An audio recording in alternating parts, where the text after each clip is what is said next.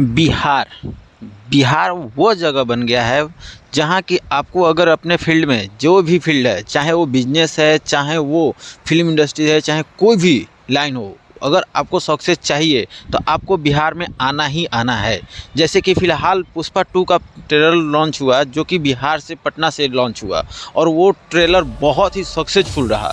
एक दिन में आपको पता होगा कि 5 घंटे में 35-40 मिलियन उसका व्यूज क्रॉस कर चुका है। और ये ऐसे ही बहुत ही पॉपुलर, बहुत ही हाईलाइट, बहुत ही सक्सेसफुल अब तक के ट्रेलर बताया गया है।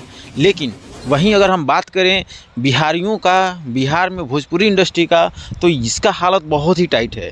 जैसे कि भोजपुरी में बहुत सारे फिल्में बनते हैं और कब गायब हो जाते हैं किसी को पता नहीं चलता है। और वहीं दूसरे स्टेट वाले, दूसरे लैंग्वेज वाले फिल्म बनाते हैं और बिहार से सक्सेस बटोर के, पैसे बटोर कर लेकर चले जाते हैं। तो ये बन गया है हमारा बिहार। और हमारे भोजपुरी कलाकारों का ऐसा हालत हो गया है कि अपनी फिल्म चलाने के लिए उनको सिनेमा हॉल नहीं मिल रहा है और दूसरे लैंग्वेज वाले आकर अपनी फिल्म चलाकर पैसे बटोर कर लेकर चले जा रहे हैं। और ये अंतर कब समझ में आएगा हम बिहार वालों को?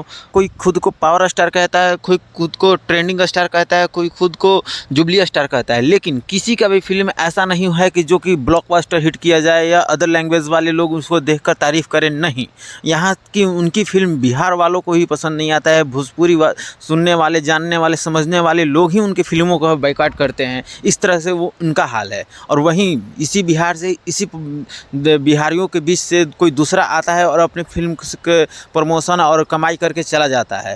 तो कब तक ये समझ में आएगा हमारे भोजपुरी कलाकारों को? कब समझ में आएगा power star, trending star, jubilee star कहे जाने वाले इन तमाम कलाकारों को?